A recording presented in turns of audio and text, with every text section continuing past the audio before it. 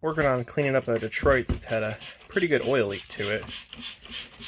And I got the rear engine access open right now because this gives me the best ability to come through here, get the greaser on here. We'll get the pressure washer in through the transmission door, spray it back this way, but just using some super clean foaming degreaser. Actually, really enjoy the foaming stuff because it seems to sit where I spray it. It doesn't just run right off. It does a pretty good job at breaking down dirt, grease, all that stuff. As you can see, it just sits there and does what it's supposed to do. It's not just running right off the side of the engine. So the whole thing was just sprayed down with degreaser. I used the foaming on the back side. I used some of the conventional on the front. Just using a garden hose. And the dirt's just coming right off. This thing's looking pretty good. It was brought in because it had an oil leak, but we believe one of the drivers overfilled it with oil. Because the oil level is just at the full mark, and with how much it had leaked out of there, pretty strong suspicion that it was overfilled and just pushed the oil out due to that. So we're going to keep cleaning it up so we can run it and verify. But man, that thing is looking good.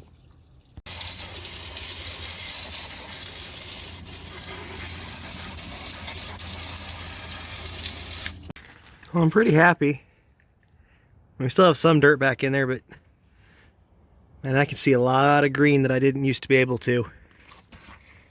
And that was just with a garden hose. I mean, get a pressure washer or even a Hotsy behind that, and that thing would be like new. But did a pretty good job of degreasing the engine overall.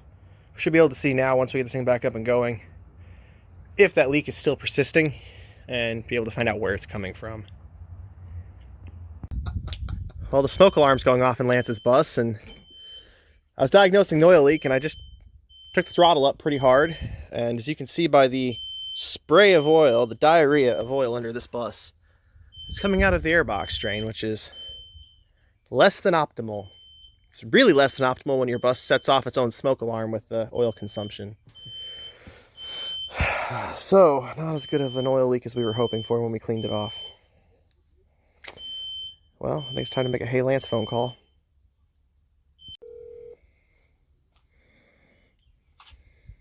Yes, sir. This phone call is being recorded for quality control. Oh, yeah? I have a message to give you. Hang on a second.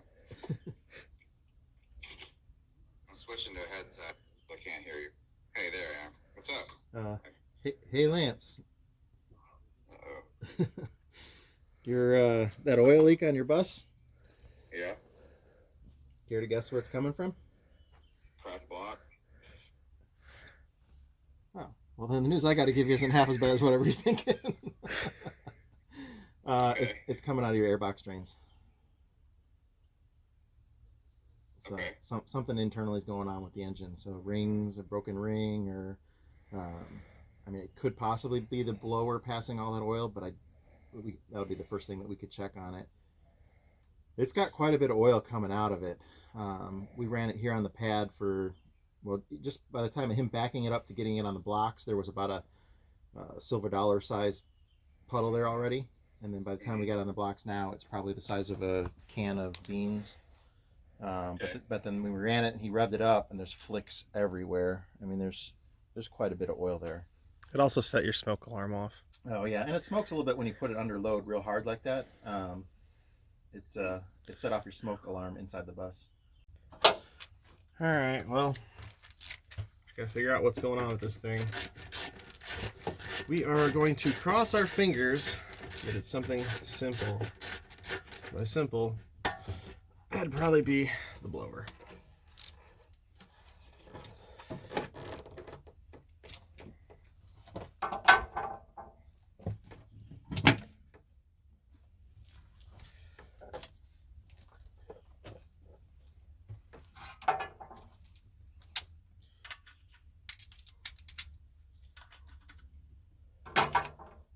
So we'll get this thing popped off real quick. That was loose. I'm gonna need a ratchet there.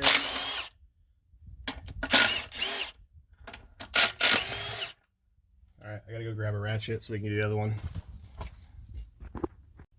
Okay, I can grab the ratchet so we can get this last one loose. So I've been using these wireless earbuds from Snap-on. They're in my ear right now. I love these things. So these are in my ear. As soon as I paused this from recording, my phone went right back to playing music. And my phone took to a tripod back here on the rear engine cradle support. They connected all the way up to my truck. No intermission in the music, no interruption, nothing. Right back to it. And like I said, it's backed up in front of this bus, so I was a good 40, 45 feet away from this thing, maybe more. They stay in your ear. I ran them all the way back from that trip we just did up to Ohio. They're not uncomfortable. These are some of my favorite wireless earbuds I've ever tried. If any of you guys are in a shop and have a Snap-on, guys, see if they've got a set. They're worth it. I had the Mac ones before this, which are like a knockoff of AirPods, and I'm not an Apple person. I don't have anything Apple. I hated that it used that charger. I was hoping, being an off-brand, that it wouldn't. But they sucked. They fell into my ears all the time. They were really uncomfortable. So, if you want some good ones for the shop, take a look at the Snap-on ones.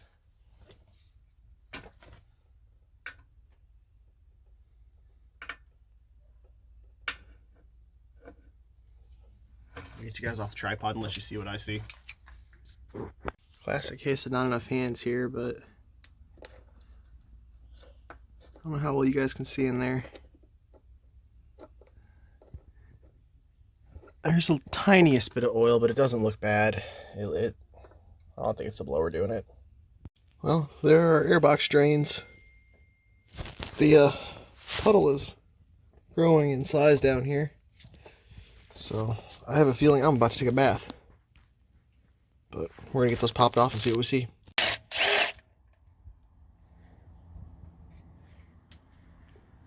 Huh, it's got a stud on it. Yeah. I've never seen that. Alright, watch your face. You're gonna have to chisel it off, probably. Well, I was warning you the last bolt was coming out. That's why I brought a hammer. Let me just try with the hammer first.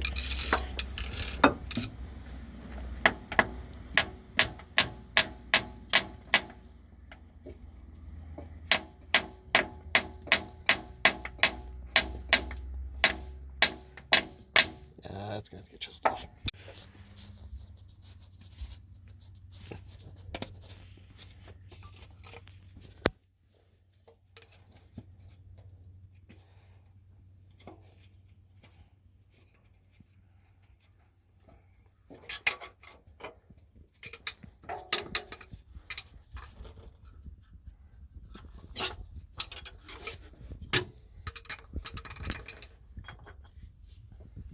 Whoop. Put your hand out. Is there pieces in it or just oil? Just oil. I'm not gonna, why do you want to put my hand out? You're gonna dump it in my hand? It's going to. Let me see that flashlight.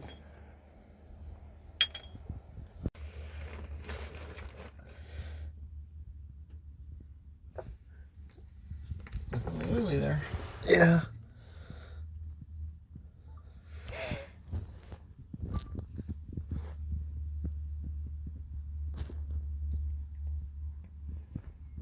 Probably cylinder 2.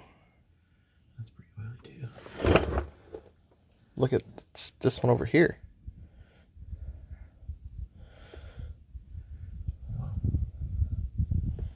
Sorry, you guys aren't looking at anything. I'm failing at this.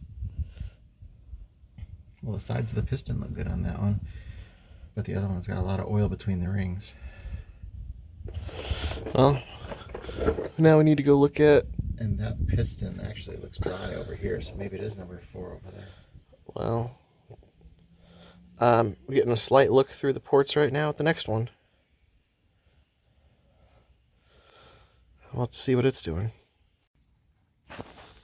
Oh, the 2 drains so far, they both have oil.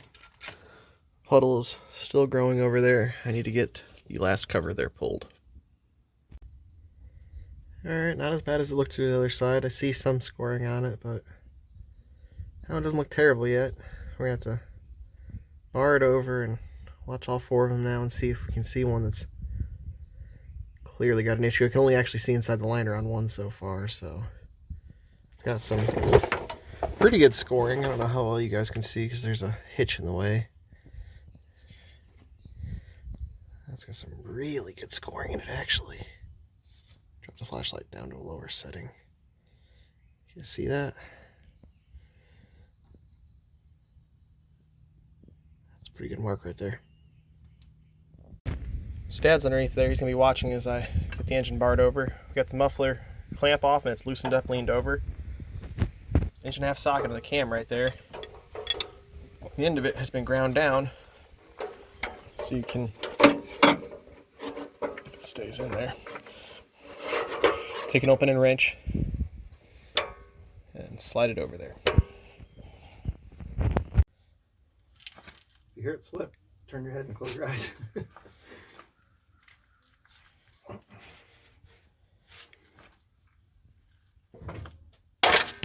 Oh God. Did what you said. That sounded like it had some force behind it. That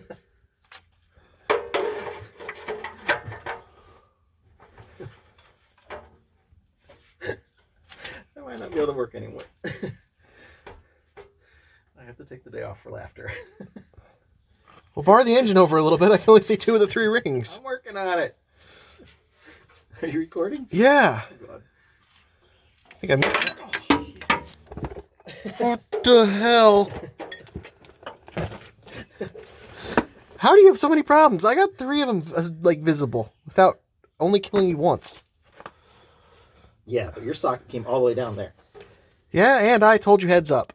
After it's on the ground. Well, I thought the noise of the socket would have told you beforehand.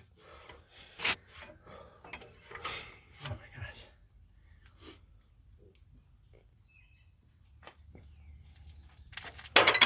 Jesus.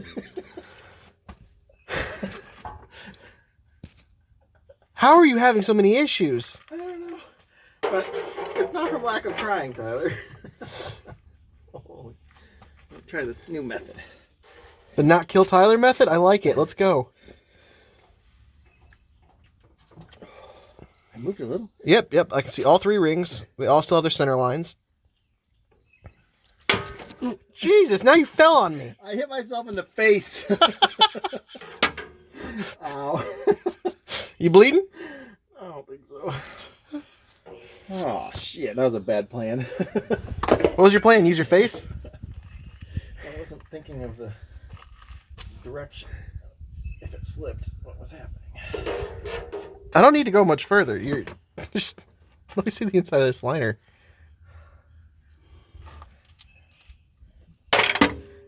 Jesus, dude.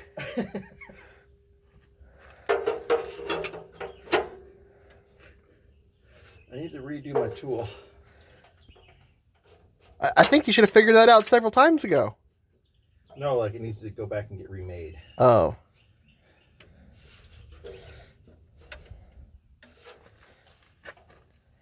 I need to order a shallow 1.5 inch next week when Snap-on's here for 1/2 inch drive.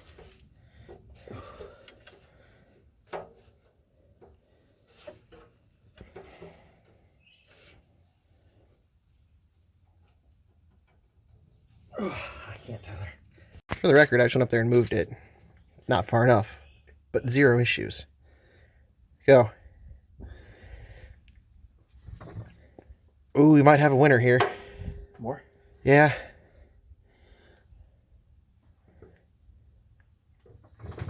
Oh, we got a winner.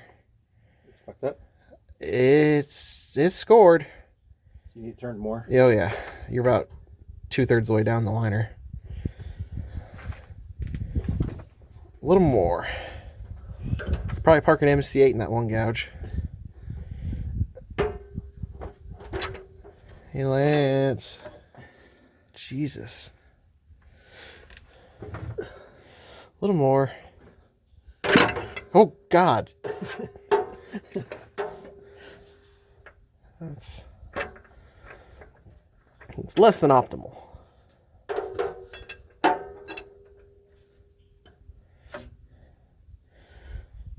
Alright, putting up my borescope here. Went ahead and pushed it up through the engine to see the other side. I'll get that in a second. I can see cross hatching on it, but I think the next step is I just got the airbox covers back on. We're gonna go ahead and do a compression test on all the cylinders. Okay, well, we are going to get the valve cover off here, and we're going to go ahead and compression test all 8 cylinders. Right now it's looking like it's going to need this entire bank done, all 4 of them. But we'll go ahead and make sure that that's the case and that we're good on compression on the other ones. From what I can see with the inspection camera, the other ones are not looking bad, and they usually aren't. Usually on a V series Detroit and a GM where they're laid over on their side like these, the bottom bank is what gives you problems. You see terrible scoring in them and all kinds of fun issues. I'm assuming it's just because they're pretty much laid flat, but I know they made 671s for the crowns where they're laid on their side inside of there, so I don't know if that's a issue with those or if this is something somewhat particular to GMs.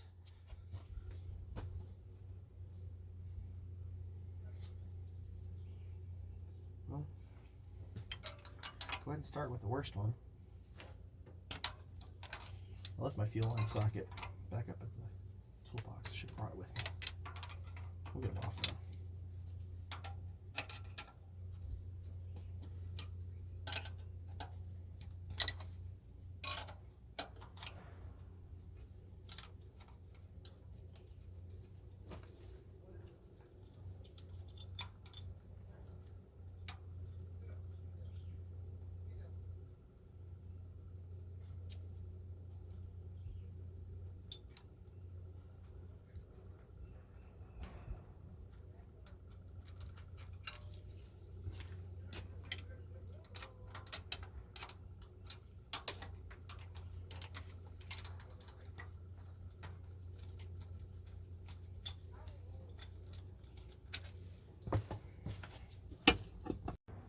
Sorry about that, I got a phone call there.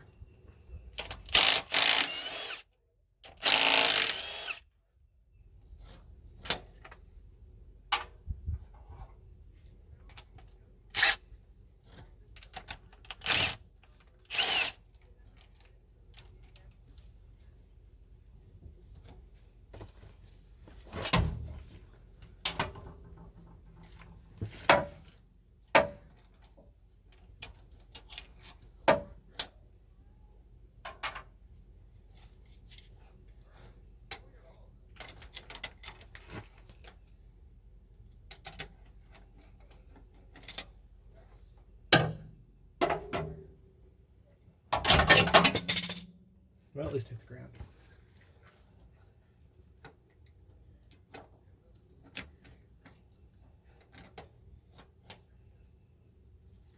And 65s. So, not a terrible injector for this. Pretty much normal for a naturally aspirated 71. That bolt is not the original Detroit bolt for an injector hold down.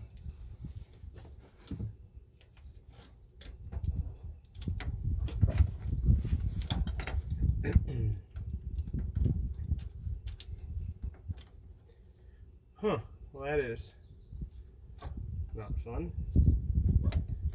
My compression tester does not fit.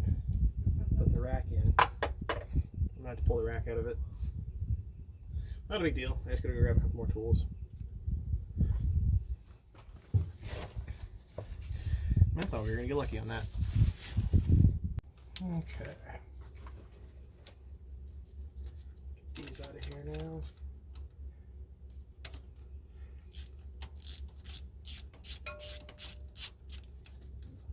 I always try to avoid taking these off when I can, just because these are tiny little bolts that will fit down the oil drains if you drop them. Same with the washer. And when you put it back in, you have to adjust them. So I'll have to reset everything, which we're gonna have to reset everything anyway. I've got the injectors off, the rocker bridges are off. There we go. I was fighting the whole time to get the washer back on there. So I do not want to lose that down the engine. I have a feeling the oil pan's going to come off this thing anyway, but I don't think it's going to be able to sit in this position until we get the parts in. It's going to have to get moved out of the way until parts get here. If we're going to go ahead and do it right now, I guess it's really going to depend on what we find inside of it. It does still run. It's obviously going to smoke and have issues, so I have the decision. Well, not Lance is going to have to make the decision if he wants to go ahead and fix what we find right now, or if he's going to want to hold off on this and let this one sit for a little bit.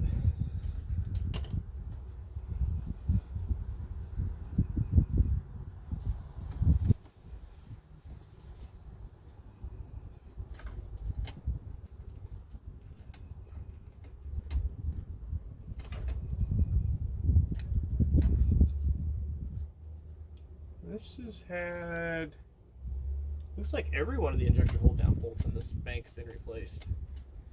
That's odd. Those aren't torqued or anything like that. This engine was allegedly rebuilt right before Lance got it. That probably puts a little bit of merit to that. Someone's been in here before. I just don't fully understand why they would have placed hold down bolts for the injectors.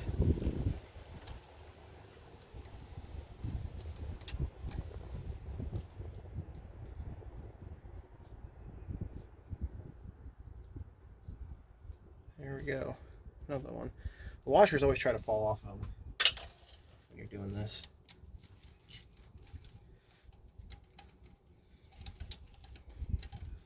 And they are directly next to oil returns. I guess I really could have just left that back on there, but we'll get it out of the way all the way.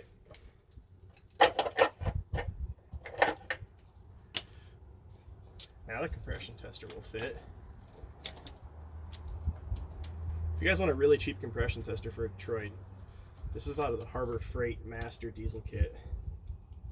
It's got the ones for a 2-stroke Detroit in it. And you can just upgrade the gauge. Usually, I don't have issues with the tools themselves when I go to get these cheaply. If I have issues, I have it with the fact that the gauge on them sucks.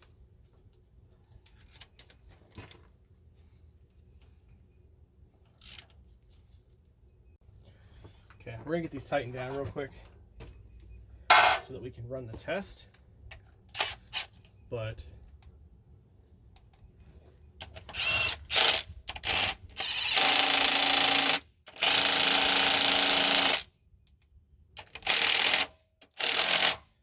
we're not gonna torque them or anything like that. We're just gonna make sure that they're down so that it will actuate the valves. We should get a good compression reading out of it. Just spun it over. Let's go see what the compression numbers are. What does it show?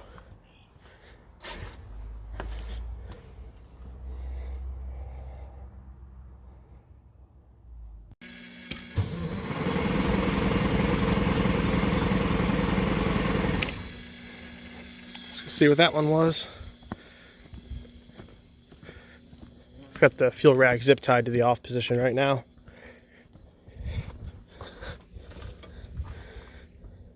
That one's a hair better.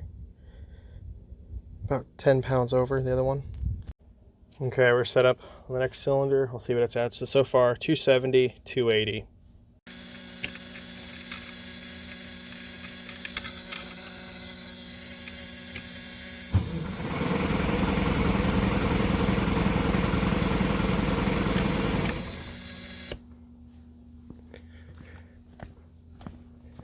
Let's see what this one was.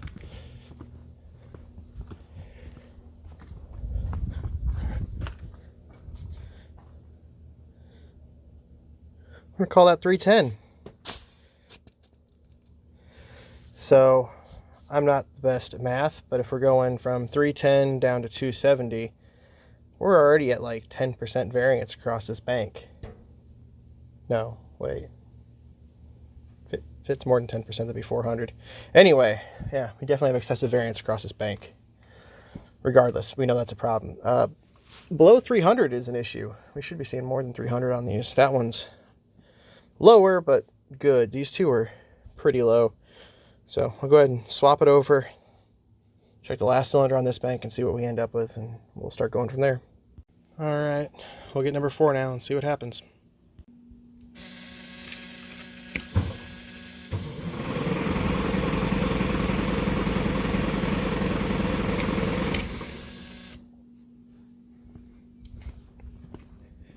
Bets on what we're going to see.